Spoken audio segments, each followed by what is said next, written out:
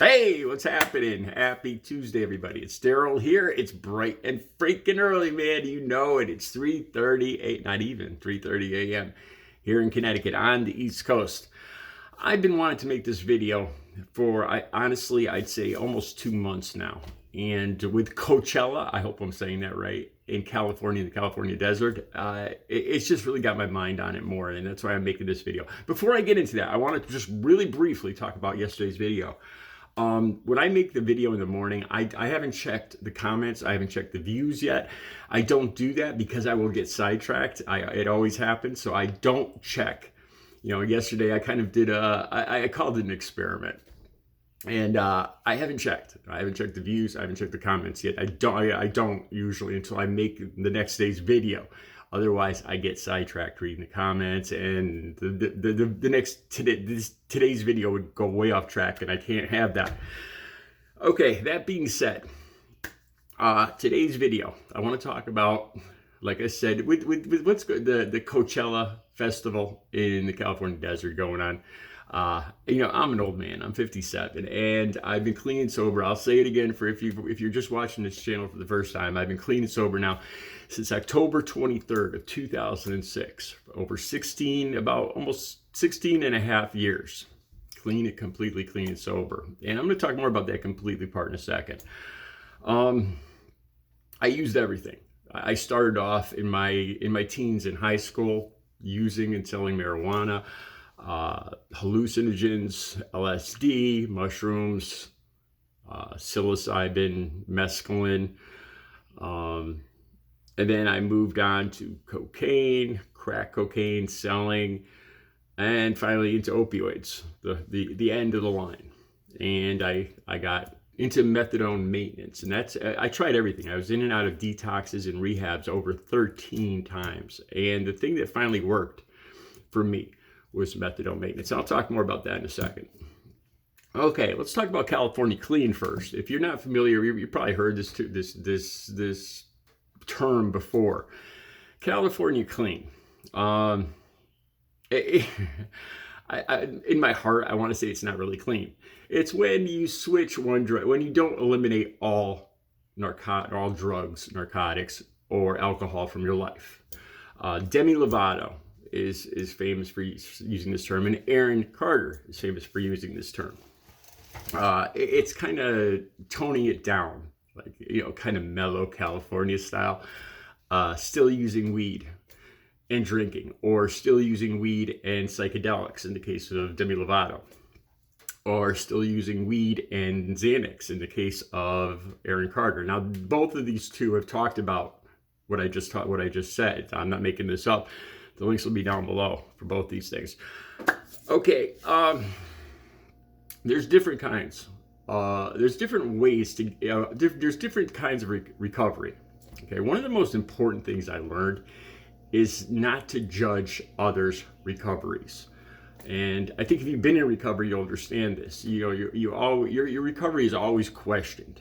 And you kind of understand it because I was such a lying, manipulative SOB, thieving, lying, stealing, manipulating every single minute of my life that I didn't even know what the truth was. So I understood when I expected people to question my sobriety, to question my recovery. And there's different ways of recovery. Like with me, I used methadone maintenance was the last straw for me, and it saved my life. I combined that with the 12-step program, going to meetings 2-3 times a week, combined with methadone maintenance. And starting methadone maintenance, that was part of the terms of the methadone maintenance. I had to go to 12. They forced me to go to 12-step if I wanted to stay in the program. I had constant urines every week. I had a counselor I talked to every week. So they could, at the beginning, the dose was given to me each day. I had to go to the clinic and get the dose. So it was very hard to manipulate it, to misuse it. And I would have, honestly, looking back, I would have misused it without a doubt. I'll get more into that in a second. That's addiction. That is the disease of addiction, trying to get a dopamine rush. There'll be links down below for this to explain this more. There's other when I was dating Audrey, my girlfriend that passed away from COVID in August 5th, 2021, honestly, if I hadn't had such a solid foundation in recovery, I probably would have used, and I probably wouldn't even be here right now. But she had a different way of recovery. She had like I call it the Christianity or Jesus method, or whatever you call it. She went to this program it was called Teenage Challenge, but it didn't involve teens. I don't know why it was called Teenage Challenge, because she was in her 40s and the other people there were in their 20s, 30s, 40s, but it was called Teenage Challenge. You can look it up. It's a Christian-based recovery, and most of these things are for a year-long thing, and it worked great with Audrey. Audrey was a Christian-based recovery, and I was a 12-step methadone maintenance-based recovery, and we learned not to judge each other's recovery. Now, we were clean, and there was different ways that worked to get us there, and I'm not going to judge the California clean, because in my heart I want to say it's not really clean. But that's what people used to say to me. I used to hear that all the time. And I truly, to this day, I still believed, taking that methadone, one dose, as I was supposed to, I wasn't getting high. I was clean. I had a doctor. To me, it was like taking Lipitor for my cholesterol. I took the dose every day, and I went about and functioned. And, but people questioned, people told me that I wasn't really clean. So I'm not going to judge the California clean thing, but at the end of this, when I get to the second part of this video, I'm going to explain to you why California clean doesn't work. It isn't quite clean. I don't know how else to put it. Okay, like I said, there's a 12-step program, there's Christianity, there's the white knuckling it. I've had comments from you guys saying I did it all on my own. They call it white knuckling it. I mean, by every minute of every hour, every day, using sheer willpower, and it's a brutal, hard. Personally, I don't know if you can get as much enjoyment out of life. Personally, I've tended to think that people that white knuckle it tend to be more serious. They seem not to enjoy the things around them as much. They're so concentrated on the willpower of staying clean that, to me, they didn't seem quite as happy in recovery. But that's just my take. I don't want to judge. Like I said, so there's different kinds of recovery. Okay, when I first started using, like marijuana when I was younger, I thought it would be a great addition. Like I remember tubing down the river in the summer, and I was like, geez, wouldn't it be great? This is when I first started smoking weed in my teens. Wouldn't it be great if we had some weed? It would make it more fun, Or I'd go to the mall with my buddy, and we on a Saturday, and we'd say, oh, hey, this time we're going to bring a joint. It'll make it more fun. And at first it did. It was like a little boost to an activity, but it doesn't stay like that for long. It really doesn't. The drugs become the center of everything, and everything else goes onto the periphery, the outside, the peripheral. The main focus when you wake up is getting the drugs, and that's why I don't subscribe to California clean. I'll get to that more. I'll describe that to you more in a second. There's changing one drug from another, changing from one drug to another, substituting one drug for another. When I was using coke and crack, I was pawning my stuff, I was stealing, I was lying, and I did that before I got involved in opioids. And then I started messing around with Oxycontins, and I was like, wow, this is great. It kind of pulls me off the crack. All the bad parts of the crack and coke were taken away. It would kind of chill me out. I wouldn't Jones. I wouldn't go do ridiculous things on the coke. So I started substituting Oxycontin, Vicodin, and adding it to the coke and crack.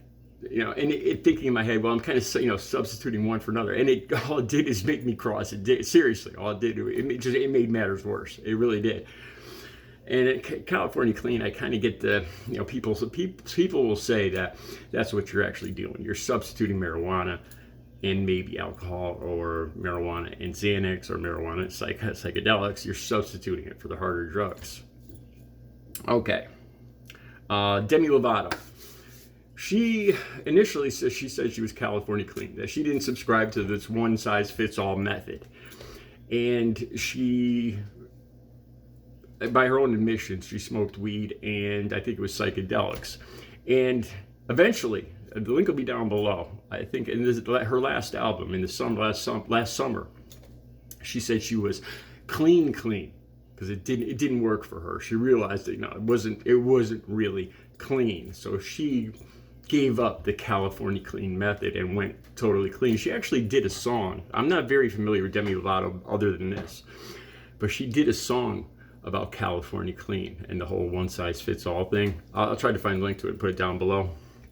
Okay, now Aaron Carter, he talked about this too. I think he's famous. He's infamous for doing this on a live podcast or something, talking about being California clean and actually lighting up and smoking, saying, "Yeah, I've been clean for 5 years," as he's puffing. Because he, in his words, Aaron Carter's words, he didn't consider marijuana a drug. He considered it a gift from God. Okay, and that's, like I said, I'm trying not to judge here. That was his view on this. And he said he was also taking Xanax. And it was doctor prescribed, so he didn't consider that using. Now, see, I have a hard time, every fiber of my being wants to say, dude, you were using. But I can't do that because when I was in methadone maintenance, it was the same thing. I was getting this drug, it was a narcotic, and I was clean. I still, to this day, I believe I was clean. I was fine. And I'll explain to you why in a second. The feeling in the morning, I'll explain to you why I was clean. And, it was doctor regulated. At least for the first year or two, I had to go there every day. And then you start getting privileges. If you have clean urines, you can get a few, they call take-homes, bottles to take home. And it takes a while to get those because at first, if I got those take-home bottles at first, I would have used them. This is part of addiction. The dopamine receptors. This is why doctors, if you read the articles down below, doctors will say why California clean really wouldn't work because of the disease of addiction. That the dopamine receptors, the brain is always wanting more, and that the rush always you build a tolerance. So the doctor's idea here, if you use weed and alcohol, that your brain is going to say, I want more. It's going to constantly be telling you, I still want more, I still want more. When I was on methadone maintenance, I didn't get that at all. It was just it was a drug I took in the morning. It was just like I took, like I said, like taking aspirin or Lipitor. I would feel a little more awake, but I don't know if that was psychological after I took it. I feel a little more motivated and sociable after I took it. But like I said, I looking back on it, I think that was psychological, really. There was no high. I would get my dose of methadone and then get in my car and drive and go to work and operate heavy machinery and all that. There was no, stipulations or anything like that. So obviously, if you could, it's totally legal, the doctors and everybody say, you could take this drug, get in your car and drive and everything. And, as long as you take it as prescribed by the dose, so I wasn't getting high. Okay. Now, I was trying to think of the best way to explain to you guys why California clean, why it's best to be drug-free, totally drug-free. And it's the feeling in the morning that I discovered once I was totally clean and sober. I'd wake up in the morning and I feel fantastic. Once you get clean, it's an unbelievable, it's a feeling that anything is possible now. Because when you used to wake up, the first thing you would think of, even if it was just marijuana, even if you were CALI clean, the first thing you would think of is the drug. Do I have enough for today? How much do I have? Is my dealer, can I get in contact with them? Do I have enough money to buy it? Even with marijuana, even if you're CALI clean, you're still that's gonna be the first thing you think of in the morning. It's gonna regulate your day. There's not a whole lot of, there's possibilities for your day, but your day is gonna be more regulated. And I made up a little visual aid. I call it the cone of possibility. Don't laugh at this. Now, when I wake up now in the morning, it's written backwards. This is morning, noon, and night. In the morning, there's not infinite possibilities, but that it is a wonderful, wonderful feeling that now I wake up and it's like I could choose to go to the beach. Well, there's going to be things like you have to go to work and do you have money and stuff like that.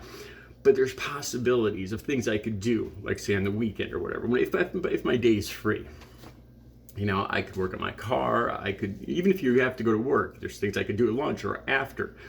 The day seems full of possibilities Like, I have so many choices. I could drive to my local airport, Bradley Airport, and buy $100 ticket because now I have money. My money isn't going for marijuana or for other drugs. And I could take a flight. I could fly to California and back. I could fly there today and come back tomorrow. I could do that. I could easily do that. It's possible. It's I'm not gonna, but I could do it. I could go to the beach. I could buy another bike. I could take a bike ride.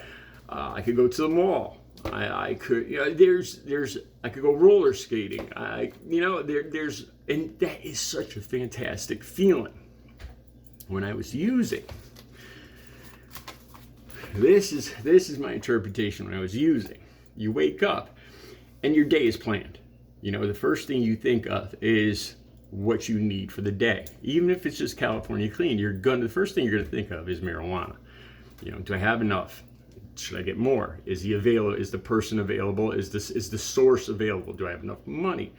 How many days is it gonna last me for? Because we all know, I know this. No matter how much I had, I just went through it faster. There was days when I would have $1,000. So I buy $1,000 worth of whatever. And I thought this will last me a week, and it would last me a day and a half. And that's the nature of addiction. And this here, your day is planned for you. The first thing, like I said, it all goes back to the beginning when I used to go to the mall or used to go tubing, and I enjoyed it. And then I started adding marijuana, thinking that it would be a little added plus. But then that didn't last for long because that marijuana or the drug became the focus of everything. And it still is if you're an addict. Even if it's just marijuana, you wake up and the first thing you're going to think of is, where's my weed? Do I have enough for the day? Do I need to get more? How long is it going to last? Do I, if I'm going to go on vacation, where am I going to pack it? If is it legal where I'm going? Do I have to hide it? Do I have to share it? How many joints do I have for a day? And that becomes the focus of your day. It really does. And I didn't discover this until I got clean and sober, this freedom in the morning.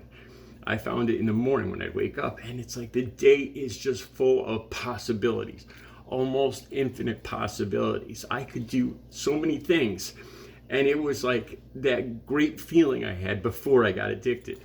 When I used to enjoy going to the mall or going tubing. That's being clean. That's being really clean. That is the joy of living life again. And with California clean, I don't believe you get that, at least not in full force, the full wonderful feeling of just having the possibilities of a day filled with life, of being alive, the gift of another day on this earth. I hope that made sense. You guys, the links will be down below. Have a good Tuesday.